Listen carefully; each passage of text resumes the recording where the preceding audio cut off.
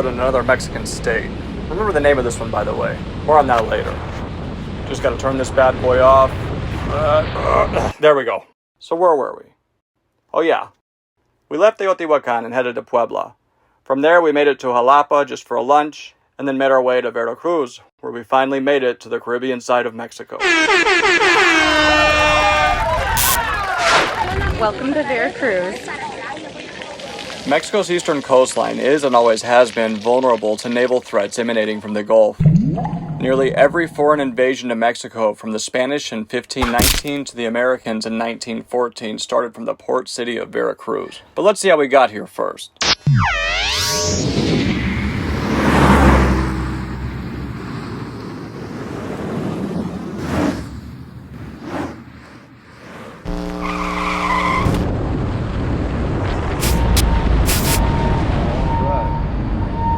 That's a freaking tank! If this place looks familiar, it may be from last episode when Sam was tickled pink to find this Starbucks. Made it to a Starbucks, finally. This showed up out of nowhere. I was pleased to see a Starbucks, and then there was also another only Mexican brand called the Italian Coffee Company while on the road, because we could get off the motorcycle and I could have the simple pleasure of just like being back at home. I could walk in, hear American music in English, I could order an iced coffee, sit in AC, and enjoy life. Great success.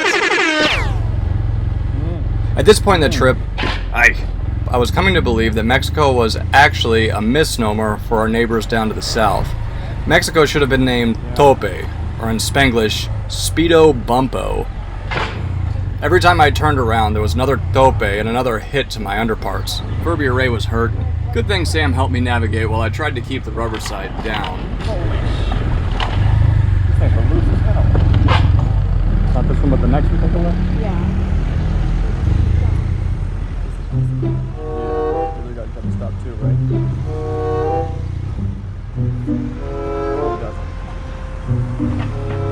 We're in Cholula. We're at the largest pyramid in the world, according to the Guinness Book of World Records. This area, the base of the pyramid, covers over 45 acres, and it's 177 feet tall. Admittedly, Sam did her homework on this location. I won't act as though I know any more than I actually do about this site. However, I did notice a lot of murals with interesting things to say.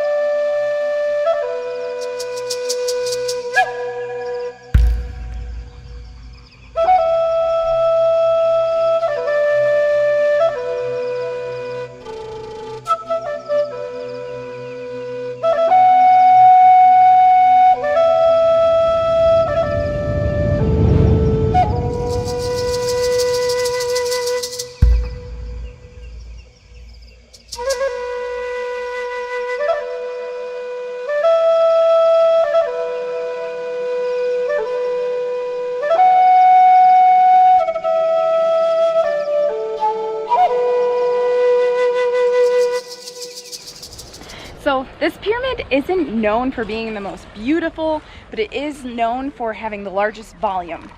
And you can definitely see it. Up on top of the hill, there's a large church, but all around it, surrounding it, that is all pyramid. And the other fascinating thing about this area is that there's tunnels, miles and miles of tunnels throughout the ancient city. It is always easy to spot Spanish influence, but this place was yet another marvel from pre-Hispanic times. Also worth mentioning, in this neighborhood we were only a few blocks away from our German friend Jan, who was working at a bilingual German school nearby. The only thing is, well, we hadn't actually met him yet. And with that, we were off to find somewhere to stay in Puebla, the birthplace of Cinco de Mayo. We needed to find a place to hang our helmets and get Sam some dental work.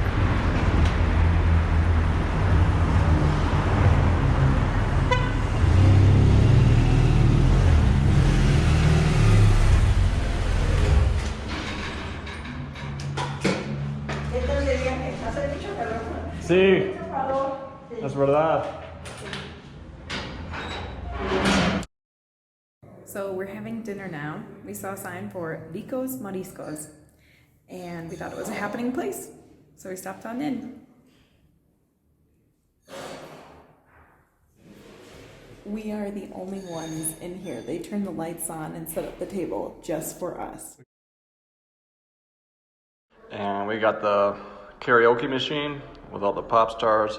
We had our shrimp cocktail, ate all this. The only thing is, this room looks like a room that you'd see in a movie where they take you to the back to rough you up a little bit.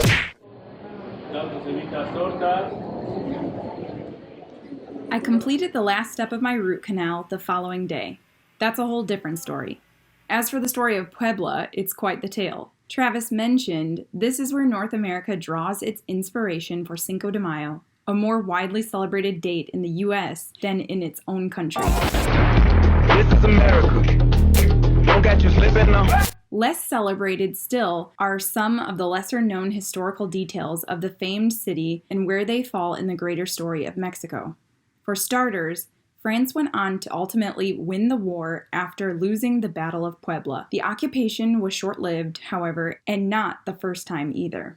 Most impactful of the battle was the making of Porfirio Diaz, Mexico's longest-serving president. He started as a relatively unknown cavalry commander and ended up distinguishing himself in outflanking the French in the battle. During his ascendancy, there was no reason to believe he wasn't just another caudillo caught up in a game of despotic musical chairs. However, his long dictatorship became a special subset of Mexican history called the Porfiriato.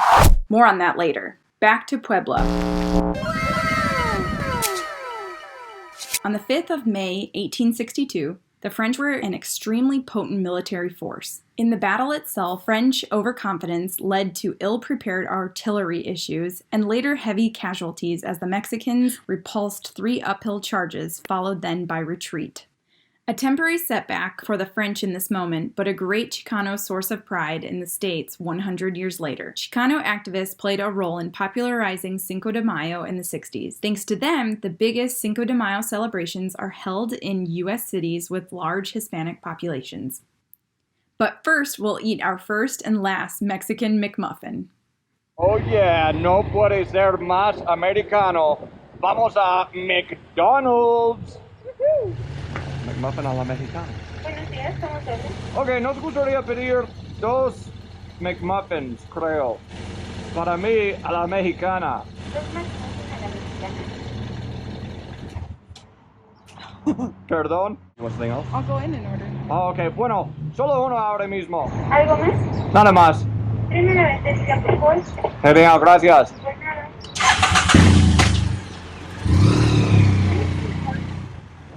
Pues nada. Perfect. I almost passed you there. Buenos días. Oh, la primera ventana. Okay.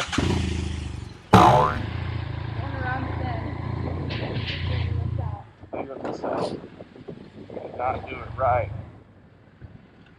Chinga. She's gonna just take the card and... Yep, she wasn't about to do that. There's nobody there though, man. You gotta get your people there, man. If you're gonna get their service and get on them there people there. Buenos días. Sí, nos equivocamos, lo siento. Gracias. Ok, adelante. Gracias.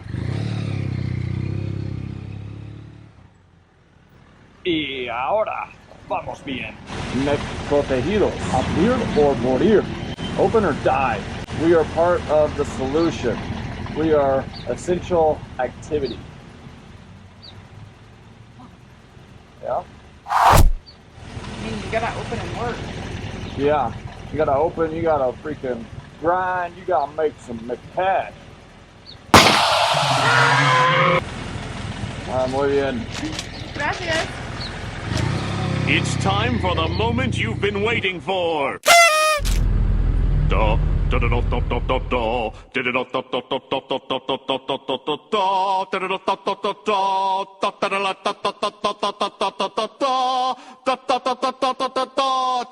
da da da da da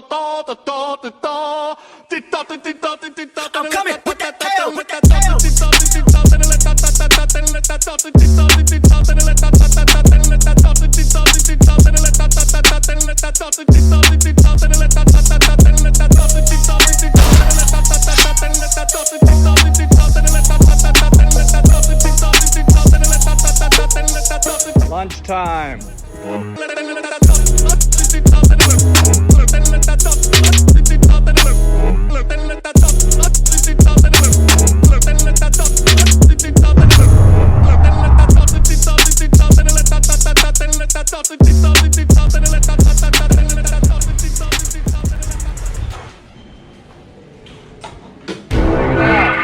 We're on George Washington Street. Mira, estas Jorge Washington. Yeah, that's right.